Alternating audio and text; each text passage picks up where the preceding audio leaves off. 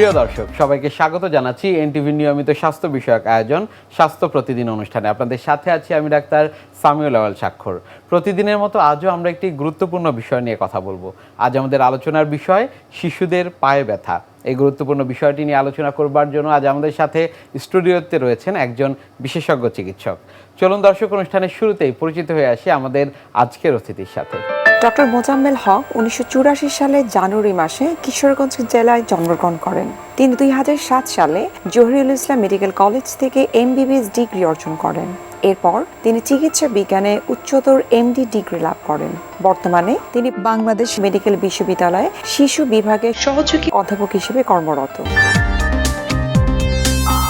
আপনাকে স্বাগত জানাচ্ছি আমাদের আজকের এই আলোচনায়। ধন্যবাদ আপনাকে। শিশুদের পায়ে ব্যথা, আমরা জানি যে শিশুদের নানা বয়সে এই পায়ে ব্যথা হয়ে থাকে এবং সেটি বিভিন্ন কারণেই হয়ে থাকে। অনুষ্ঠানের শুরুতে আপনার কাছে যে বিষয়টি জানা সেটি হচ্ছে শিশুদের পায়ে ব্যথা, সেটি আসলে কোন বয়সীদের ক্ষেত্রে দেখতে পাই এবং কেন দেখতে পাই? শিশুদের এক একটা রোগের উপসর্গ এক এক রকম হবে এবং এই পায়ে ব্যথার বর্ণনা বা জয়েন্ট ইনভলভমেন্টের বর্ণনা শুনে কিন্তু আমরা ধরতে পারি বা ক্লিনিক্যালি আমরা অ্যাজিউম করতে পারি, ধারণা করতে পারি এটা হতে পারে শিশুদের পায়ে ব্যথা। যদি খুব কারণ চিন্তা করি যে রোগটা হচ্ছে বিনাই, এটা আসলে ক্ষতিকর না, সেটা হচ্ছে বাড়ন্ত বয়সের বাচ্চাদের গ্রোয়িং পেইন একটি পায়ে ব্যথা শিশুদের শরীরের বিভিন্ন জায়গায় হতে পারে। যেমন আমাদের কাফ মাসল হতে পারে, থাইতে হতে পারে এবং আমাদের হাঁটুর পিছনের অংশে হতে পারে। এটা তো গেল আমার মাংসপেশিতে ব্যথা বা স্পেসিফিক কিছু সাইড। এবং পায়ে ব্যথা এখন আমার গিরার সমস্যা হতে পারে। যদি আমার কোনো জয়েন্ট বা জয়েন্ট সোয়েলিং হয় বা জয়েন্টে কোনো পেন হয়, যেটাকে বলে আর্থালজিয়া বা গিটে ব্যথা বা গিট ফুলে যাওয়া, সেটাকে আমরা বলি জুভেনাইল ইডিওপ্যাথিক আর্থ্রাইটিস বা সংক্ষেপে আমরা বলি জেআইএ। আরও একটা গুরুত্বপূর্ণ কারণ আছে, এটা হচ্ছে গিয়ে ম্যালিগন্যান্সি বা অ্যাকিউট লিউকিমিয়া।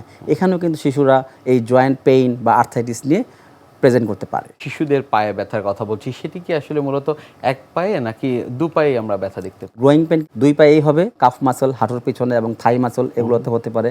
এবং গ্রোয়িং পেনটা কিন্তু স্পেসিফিক্যালি দেখবেন যে বিকেলবেলা বা রাতের বেলা হবে এবং দিনের বেলা সকালবেলা সে সম্পূর্ণ সুস্থ, তখন তার কোনো প্রবলেম থাকবে না। এবং সপ্তাহে 2-3 দিন হবে এবং ওই 2-3টা অ্যাটাকের মাঝখানে সে সম্পূর্ণ সুস্থ থাকবে। এটা হচ্ছে আমাদের গ্রোয়িং পেন। এবং গ্রোয়িং পেন ইন্টারেস্টিংলি কোনো জয়েন্ট ইনভলভমেন্ট হবে না। শিশুর গিট বা গিরা সম্পূর্ণ সুস্থ থাকবে, গিরায় কোনো ব্যথা থাকবে না, গিরা কোনো ফোলা থাকবে না। আমরা যে স্থানগুলো বলছি শুধু ওই জায়গাগুলো বলবে যে ওই জায়গাটা একটু পেইন হচ্ছে এবং ইন্টারেস্টিংলি মেসেজ করে দিলে তার ইমপ্রুভ হবে, মেসেজ করলে তার আরাম হবে। এখন আমরা আসি জুভেনাইল ইডিওপ্যাথিক আর্থ্রাইটিস জেআইএ। এসব ক্ষেত্রে কিন্তু তার জয়েন্ট ইনভলভমেন্ট হবে, তার গিরা ফুলে যাবে এবং গিরা এক পাশে ফুলতে পারে, দুই পাশে ফুলতে পারে। এটা বলে আমরা সিমেট্রিক্যাল হতে পারে, আবার অ্যাসিমেট্রিক্যালও হতে পারে। এবং তার সকালবেলা ঘুম থেকে ওঠার পর তার পায়ে ব্যথা হবে, সে হাঁটতে গেলে তার কষ্ট হবে, জয়েন্ট পেইন হবে। সকালবেলা যখন সে বিছানা থেকে নামবে তখন তার হয়তো নি জয়েন্ট বা অ্যাঙ্কেল জয়েন্ট এইসব জায়গায় পেইন হবে এবং তার একটা সময় লাগবে। এটাকে আমরা বলি মর্নিং স্টিফনেস। মর্নিংয়ে হয়তো বা তার 30 মিনিটস বা তার বেশি জয়েন্টটা স্টিফ হয়ে থাকবে, তার গিরাটা স্টিফ হয়ে থাকবে এবং 30 মিনিটস পরে সে একটু কমফর্ট ফিল করবে, তখন সে হাঁটতে পারবে। এটা দিয়ে আমরা বুঝি যে তার জয়েন্ট প্রবলেম হয়েছে, তার জুভেনাইল ইডিওপ্যাথিক আর্থ্রাইটিস হয়। এখন যদি আমরা যেটা বলছিলাম যে ম্যালিগন্যান্সি বা অ্যাকিউট লিউকিমিয়া, হ্যাঁ, এক্ষেত্রেও তার জয়েন্ট সিমটম হবে এবং জয়েন্ট সিমটমটা রাতে বেশি হতে পারে এবং তার এই জয়েন্ট সিমটমের সাথে তার আরও কিছু উপসর্গ থাকবে, যেমন রক্ত স্বল্পতা, রক্ত শরীরে কমে যাওয়া, শরীর ধরলেই তার শরীরের অন্যান্য অংশে তাকে টাচ করলে শরীরে ব্যথা হওয়া, তার জ্বর আসা, তার ইনফেকশন হওয়া, তার স্কিন ব্লিডিং হওয়া, এই সমস্যাগুলো থাকবে। তো এইভাবে কিন্তু আমরা জয়েন্ট ম্যানিফেস্টেশন এবং কোন কোন জায়গায় ব্যথা হচ্ছে, ব্যথার ধরন দেখে আমরা 3টা রোগকে আলাদা করতে পারছি। 3টা রোগের ক্ষেত্রে বয়সের তারতম্যের বিষয়গুলো কেমন হবে? এখানেও আমরা বয়স দিয়ে একটা আলাদা করতে পারি। যেমন গ্রোয়িং পেইন সেটা 3 থেকে 12 বছর বয়সের শিশুদের বেশি হবে। 12 বছর পরে সাধারণত দেখা যাচ্ছে গ্রোয়িং পেইন আস্তে আস্তে কমে আসে এবং 3 বছরের নিচে আমরা একটু কম পাই। আর 3 থেকে 12 বছর বয়সের বাচ্চাদের বেশি হওয়ার কারণ আছে, তারা এই সময় হাইপার অ্যাক্টিভ থাকে, তাদের অ্যাক্টিভিটি একটু বেশি থাকে, তারা একটু চঞ্চল থাকে। যে বাচ্চাগুলোর অ্যাক্টিভিটিস বেশি থাকে বা হাইপার অ্যাক্টিভিটি থাকে তাদের হয়তো বা গ্রোয়িং পেইনটা বেশি হয়। যদি জুভেনাইল ইডিওপ্যাথিক আর্থ্রাইটিস হয়, এটার আবার বিভিন্ন সাব টাইপ আছে। জুভেনাইল ইডিওপ্যাথিক আর্থ্রাইটিসের আন্ডারে 7 ধরনের গিরাবাত আছে। তো এক এক বয়সে বেশি হয়। তবে ওভারঅল যদি আমরা বলি, এটা ইয়াং এজ থেকে 6 মাস 1 বছর থেকে শুরু করে 16 বছর বয়স পর্যন্ত আমরা ডায়াগনোসিস করি জুভেনাইল ইডিওপ্যাথিক আর্থ্রাইটিস। আর লিউকিমিয়া আমাদের বাচ্চাদের যে কোনো বয়সে, ইনফ্যান্ট থেকে শুরু করে যে কোনো বয়সে আমাদের পেডিয়াট্রিক এজ গ্রুপে হতে পারে। কখন আসলে চিকিৎসকের শরণাপন্ন হবেন? গ্রোয়িং পেনের আমাদের প্রধান কাজ হচ্ছে বাবা মাকে অ্যাসিওর করা যে মা, এটা একটা বিনাইন কন্ডিশন, এটা ক্ষতিকর না, এটা আপনার বাচ্চা কোনো ক্ষতি করবে না। হ্যাঁ, তবে আপনার বাচ্চার একটু রাতে আপনাকে একটু বিরক্ত করতে পারে, ঘুমের একটু সমস্যা হতে পারে, কিন্তু ওর সাপোর্টিভ বা সহায়ক চিকিৎসা নিলেই সে ভালো হয়ে যাবে।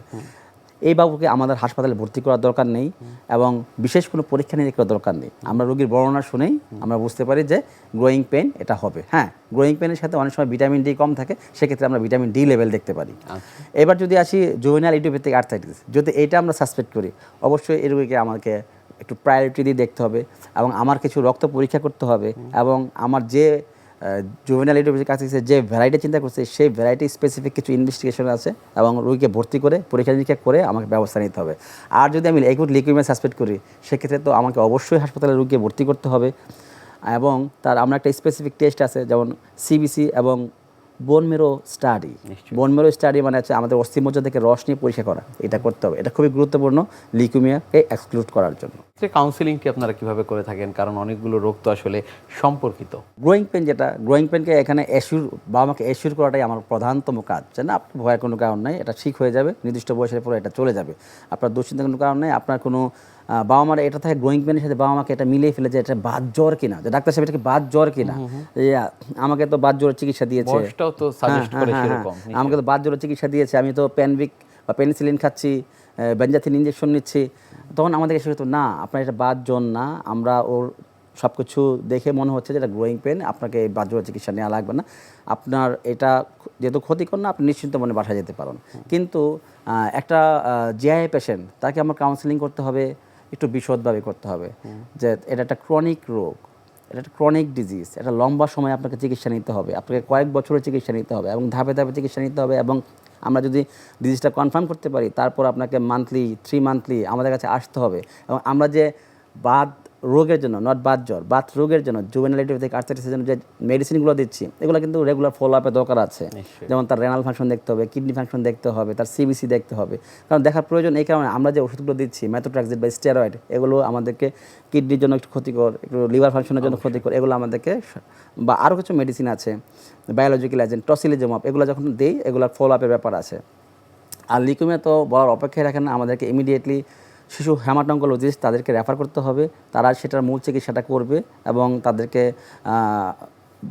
কয়েক বছরের চিকিৎসা এটা, এবং ইদানিং বেশ ভালো একটা অংশ এই রোগেও সুস্থ হচ্ছে। নিশ্চয়ই। এই যে 3 থেকে বলছিলেন যে 12 বছর বয়সী শিশুদের গ্রোয়িং পেইনের কথা, এই সময়টিতে ব্যথার ধরনটি আসলে কেমন হবে? আচ্ছা, ব্যথার ধরন দেখে কিন্তু আমরা গ্রোয়িং পেইন ডায়াগনোস করতে পারি। 1 নাম্বার বলছে যে যেদিন আমার বাবুটা বেশি হাইপার অ্যাক্টিভ থাকবে, দৌড় ঝাঁপ বেশি করবে, সেদিন রাতেই তার বা সন্ধ্যায় তার প্রবলেমটা হবে এবং এটা কিন্তু আমাদের 2 পায়েই হতে পারে, 2 দিকেই হতে পারে। বেশিরভাগ হবে আমার কাফ মাসলে, আমার লেগের পিছনে, অথবা থাই, অথবা আমার নি জয়েন্টের পিছনে, এই 3টা জায়গায় আমার বাবুটা কমপ্লেন করবে এবং ব্যথাটা 2 পাশেই হবে, সমানভাবে হবে।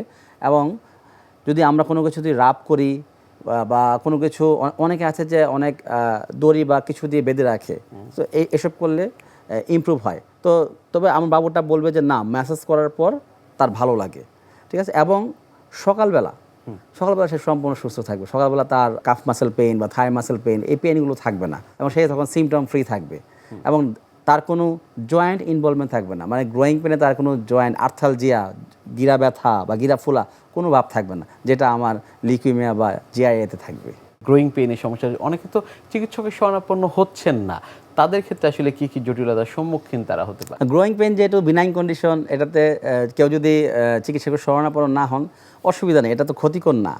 এটা হয়তো বাবুকে ডিসকমফোর্ট দিবে, তার ঘুমের সমস্যা হবে, সেহেতু একটু সাফার করবে, লাইফ থ্রেটেনিং কোনো কন্ডিশন না। কিন্তু জুভেনাইল ইডিওপ্যাথিক আর্থ্রাইটিস বা গিরাবাত বা অ্যাকিউট লিউকেমিয়া বা ম্যালিগনেন্সি যেটা আমরা বলছি, ব্লাড ক্যান্সার যেটা আমরা বলছি, সেটা যদি হয় তাহলে চিকিৎসা না নেয় তাহলে তার লাইফ থ্রেটেনিং ব্যাপার আছে। যেমন জুভেনাইল ইডিওপ্যাথিক আর্থ্রাইটিসের পেশেন্টগুলো যদি, গিরাবাতের পেশেন্টগুলো যদি আমাদের কাছে না আসে, তাহলে একটা সময় গিয়ে তার জয়েন্ট কিন্তু স্টিফ হয়ে যাবে, তার কন্ট্রাকচার ডেভেলপ করবে, তার যে জয়েন্টের যে নর্মাল মুভমেন্ট, নর্মাল যে ফাংশন, এটা হ্যাম্পার হবে, এটা বলে রেস্ট্রিকশন অফ মুভমেন্ট।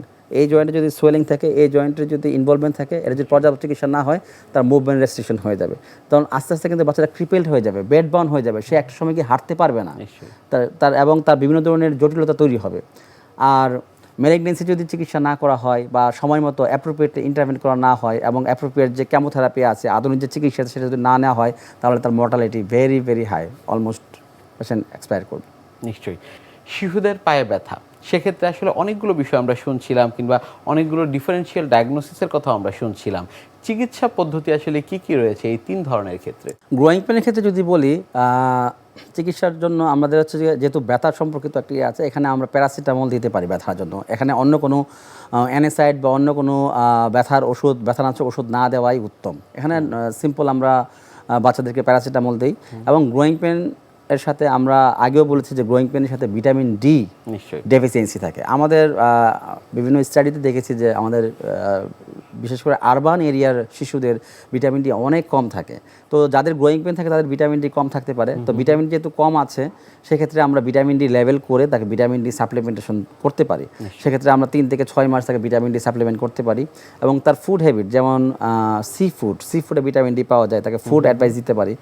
এবং তাকে একটা দিনের একটা নির্দিষ্ট সময়ে তাকে সান এক্সপোজার, আমরা জানি সান এক্সপোজারের মাধ্যমে আমাদের স্কিন এর নিচে ভিটামিন ডি তৈরি হয়। তো সান এক্সপোজার যদি ভালো হয় বা সান এক্সপোজার হয়, তাহলে আমাদের দেখা যাচ্ছে ভিটামিন ডি শরীরে তৈরি হবে এবং তার যে ভিটামিন ডি যে ডেফিসিয়েন্সি থাকবে সেই স্ট্যাটাসটাকে সে কাটিয়ে উঠবে এবং তার গ্রোয়িং পেনের যে রেশিওটা বা হারটা এটা কমে আসবে। নিশ্চয়ই এটি ফলো আপও করবেন আপনারা? হ্যাঁ হ্যাঁ হ্যাঁ, আমরা ভিটামিন ডি দেওয়ার পর আবার ফলো আপ করবো। আমরা হয়তো 3 মাসের জন্য একটা কোর্স করলাম ভিটামিন ডি সাথে আবার ক্যালসিয়াম যোগ করতে হবে। ভিটামিন ডি ক্যালসিয়াম সাপ্লিমেন্ট দেওয়ার পর 3 মাস পরে আমার বাবাকে ফলো আপ করবো। আমরা ফলো আপ আবার ভিটামিন ডি করে দেখতে পারি যে ভিটামিন ডি নর্মাল হয়ে আসছে কি না। যদি হচ্ছে আর্থ্রাইটিসের ক্ষেত্রে হয়ে থাকে? আর্থ্রাইটিসের চিকিৎসা আমাদের কয়েক রকমের চিকিৎসা আছে এখানে। যে প্রথমে যদি আসি, আমাকে দিতে হবে একটা অ্যানেসাইড। অ্যানেসাইড মানে হচ্ছে ব্যথানাশক ওষুধ, হ্যাঁ, যেটা আমরা ন্যাপ্রোক্সেন ব্যবহার করি। সেটা আমরা বাবুর সিমটমটাকে ইমপ্রুভ করবে। এবং অ্যানেসাইডের সাথে আমাকে দিতে হবে মেথোট্রাক্সেট। মেথোট্রাক্সেট হচ্ছে DMARDs, disease modifying anti rheumatoid drug. DMARDs আমাকে দিতে হবে, সাথে আমাকে ক্যালসিয়াম দিতে হবে, সাথে আমাকে ফোলেসন দিতে হবে। এটা হচ্ছে একদম প্রাথমিকভাবে আমরা শুরু করি। তবে এক একটা জায়ের চিকিৎসা কিন্তু এক এক রকম। সব জায়ের যে 7টা ধরন আছে, সব জায়গাতে এমটিএক্স লাগে না, সব জায়গাতে কিন্তু এনএসআইড দেই না আমরা। যেমন একটা আছে সিস্টেমিক জিআই একটা ধরন আছে, যে জায়গাতে আমার জ্বর থাকে, জ্বরের সাথে সিস্টেমিক ম্যানিফেস্টেশন, যেমন আমার লিম্ফ নোড, আমার নেক গ্ল্যান্ড ইনভলভ থাকে, হ্যাপাটোস্প্লেনোমেগালি, আমার লিভার, প্লিহা এগুলো একটু বড় হয়ে যায়। সেক্ষেত্রে কিন্তু আমাকে মেথোট্রেক্সেটের সাথে স্টেরয়েড দিতে হবে। এবং সেই সাথে আমাদের বায়োলজিক্যাল এজেন্ট একটা দামি ইঞ্জেকশন, যেটা হচ্ছে টসিলিজুমাব বলি আমরা, টসিলিজুমাব দিতে হবে। আরেকটা ধরন আছে, ধরেন অ্যান্টিসাইটোসিলেটেড আর্থ্রাইটিস ইআরএ। সেক্ষেত্রে আমাদের এক্সিয়াল বা মেরুদণ্ডের জয়েন্ট ইনভলভমেন্ট হয়। সেক্ষেত্রে কিন্তু আমাদের ইন্ডোমিথাসিন আরেকটা ড্রাগ আছে। তো এটা দেখা যাচ্ছে যে টাইপসের উপর ডিপেন্ড করে আমার চিকিৎসার ধরনও নির্ভর করে। আর যদি আসেন যে ম্যালিগনেন্সি বা অ্যাকিউট লিউকিমিয়া, সেক্ষেত্রে কিন্তু আমাকে যে আমাদের মাল্টি এজেন্ট কেমোথেরাপি আছে, যেটা আমাদের শিশু হেমাটোঙ্কোলজিস্ট আলাদা বিভাগ আছে, তারা সেটা শুরু করে। নিশ্চয়ই শিশুদের পায়ে ব্যথার এই বিষয়গুলো নিয়ে আপনার কাছ থেকে আমরা আরও জানবো। তবে তার আগে আমাদের এই অনুষ্ঠানে একটি নিয়মিত সেগমেন্ট হচ্ছে বিভিন্ন খাদ্যের পুষ্টি গুণাগুণ সম্পর্কে আমাদের দর্শকদের জানিয়ে দেয়া। প্রিয় দর্শক, দেখছেন স্বাস্থ্য প্রতিদিন। কথা হচ্ছিল খুব গুরুত্বপূর্ণ একটি বিষয়, শিশুদের পায়ে ব্যথা নিয়ে। অনুষ্ঠানে এ পর্যায়ে দেখে নেব বিভিন্ন খাদ্যের পুষ্টি গুণাগুণ সম্পর্কে আমাদের পুষ্টিবিদের কাছ থেকে। ইউরিন ইনফেকশন জনিত সমস্যা অনেকের মধ্যেই কিন্তু দেখা যায়, সেটি পুরুষ হোক কিংবা মহিলা হোক।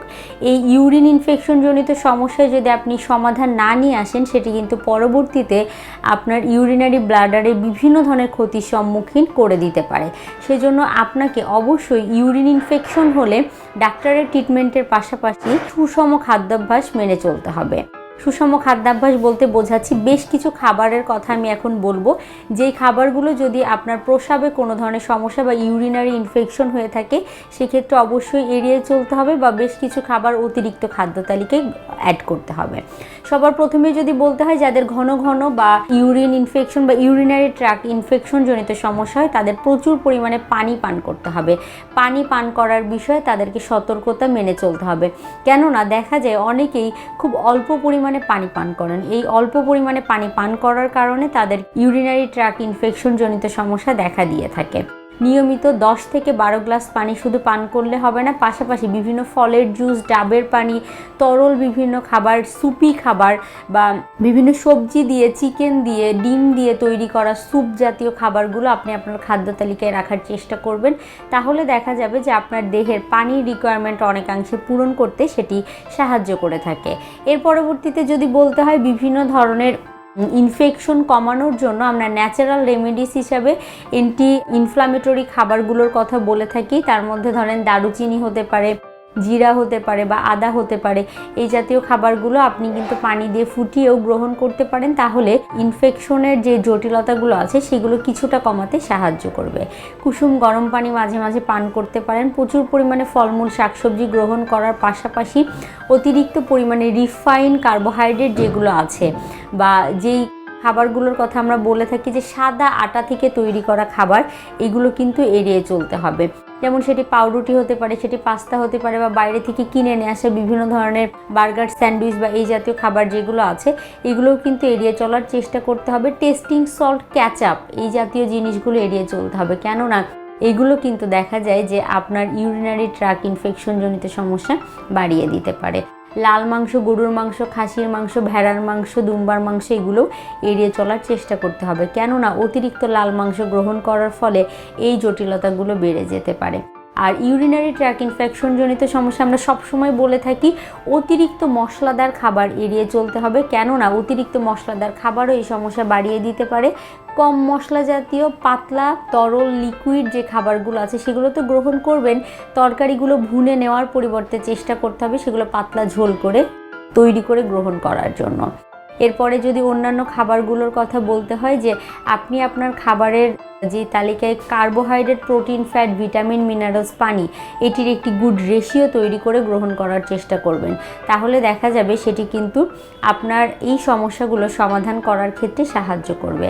আর যাদের ফ্রিকুয়েন্টলি বা বারে বারে ইউরিনারি ট্র্যাক্ট ইনফেকশন জনিত সমস্যা হয় তারা অবশ্যই ডাক্তারের অবজারভেশনে থাকবেন, তাহলে দেখা যাবে যে এই সমস্যাগুলো কিন্তু প্রকট আকার ধারণ করবে না। শিশুদের হঠাৎ পায়ে ব্যথা হলে তাৎক্ষণিকভাবে আসলে কি করণীয়? আচ্ছা, যদি হঠাৎ করে পায়ে ব্যথা হয় তাহলে তার বুঝতে হবে যে তার এটা হচ্ছে একটা অ্যাকুইট কন্ডিশন। অ্যাকুইট কন্ডিশনে আমাদেরকে চিন্তা করতে হবে তার কোনো ট্রমার কোনো হিস্ট্রি আছে কিনা, সে কোনো ব্যথা পেয়েছে কিনা, ঠিক আছে। তারপরে হচ্ছে কি আমাদের এক্সামিন করে যদি আমরা কোনো ট্রমার কোনো এভিডেন্স না পাই, বা যদি মনে করি যে না তার কোনো জয়েন্ট সিমটম আছে, তার আর্থালজিয়া আছে বা আর্থাইটিস আছে, সেক্ষেত্রে অবশ্যই একটা গুরুত্বপূর্ণ একটা টেস্ট হচ্ছে CBC, complete blood count. CBC পরীক্ষাটা আমাদেরকে খুবই হেল্প করবে, এটা আমাকে ডিফারেন্সিয়েট করতে সাহায্য করবে এটা কি গ্রোয়িং পেইন নাকি এটা জুভেনাইল থেকে আর্থাইটিস, গিরাবাত নাকি এটা লিউকিমিয়া। যদি আমার লিউকিমিয়া হয় সেক্ষেত্রে আমাদের সিবিসিতে ব্লাস্ট সেল বা যে ক্যান্সার যে সেলগুলো সেই সেলগুলো চলে আসবে, এটা দিয়ে আমরা বুঝতে পারবো যে এটা আমার ওই দিকে যাচ্ছে। আর যদি কিন্তু তাৎক্ষণিক বা ঘরোয়া কোনো পদ্ধতি আছে কিনা যে একেবারে ব্যথা কমানোর জন্য? আচ্ছা, ঘরোয়া পদ্ধতি আসলে গ্রোয়িং পেনের ক্ষেত্রে যেটা বললাম আমরা হয়তো বা কোনো ম্যাসাজ করলে তার একটু ইমপ্রুভমেন্ট হবে, কিন্তু অন্য যে দুই কন্ডিশন বললাম সেই ক্ষেত্রে ম্যাসাজ বা অন্যান্য যে হোম থেরাপি যেটা বলেন শেক বা এগুলো দেওয়া, আপনি যেটা জানতে যাচ্ছেন এটা দিলে হয়তো বা তার ইমপ্রুভ করবে না, বরং তার পেইন আরও অ্যাগ্রাভেট করবে। হওয়া প্রয়োজন। হ্যাঁ, অবশ্যই, নিশ্চয়ই। অনেক ধন্যবাদ আপনাকে আমাদের আজকের এই অনুষ্ঠানে আসার জন্য। ধন্যবাদ আপনাকে। প্রিয় দর্শক, এতক্ষণ দেখছিলেন স্বাস্থ্য প্রতিদিন। কথা হচ্ছিল খুব গুরুত্বপূর্ণ একটি বিষয়, শিশুদের পায়ে ব্যথা নিয়ে। আশা করি আমাদের এই গুরুত্বপূর্ণ তথ্যগুলো আপনাদের অনেক বেশি উপকারে আসবে। অনুষ্ঠানের পর্যায়ে দেখে নেব কি থাকছে আগামী পর্বে স্বাস্থ্য প্রতিদিন অনুষ্ঠান। তো মাসিককালীন ব্যথা বিভিন্ন কারণে হয়ে থাকে, যেমন কিছুটা হয় প্রাইমারি ডিসমেনোরিয়া বলি আমরা, যেটা হচ্ছে যে কোনো ডিজিজ থাকে না, এটা হরমোনাল কারণে, কন্ট্রাকশনের কারণে হয়ে থাকে। আরেকটি আছে সেকেন্ডারি, যেটা ডিজিজ প্রসেসের কারণে হয়ে থাকে। এর মধ্যে সবচেয়ে বেশি যে কারণটাতে হয় সেটা হচ্ছে এন্ডোমেট্রিওসিস, এছাড়াও আছে এডিনোমায়োসিস, এছাড়াও ফাইব্রয়েড আছে, জরায়ু টিউমার, জরায়ুতে পলিপ হতে পারে, সেটার জন্য হতে পারে পেলভিক ইনফ্লামেটরি ডিজিজ, যেটা ইনফেকশন জরায়ুতে, সেই কারণেও কিন্তু আপনার মাসিককালীন সময়ে ব্যথা অনুভূত হয়। বিশ্বের যে কোনো প্রান্ত থেকে যে কোনো সময় আপনাদের পছন্দের অনুষ্ঠান স্বাস্থ্য প্রতিদিন দেখতে ভিজিট করুন আমাদের পূর্ণাঙ্গ ওয়েব পোর্টাল www.ntvbd.com এ। এছাড়া এনটিভির সব জনপ্রিয় অনুষ্ঠান ও খবরের আপডেট পেতে ভিজিট করুন আমাদের ইউটিউব চ্যানেল ও ভেরিফাইড ফেসবুক পেজে। আজ এখানেই শেষ করছি, আগামীতে আবারও দেখা হবে। সে পর্যন্ত আপনারা সবাই ভালো থাকুন, সুস্থ থাকুন, এনটিভির সাথেই থাকুন। আল্লাহ হাফেজ।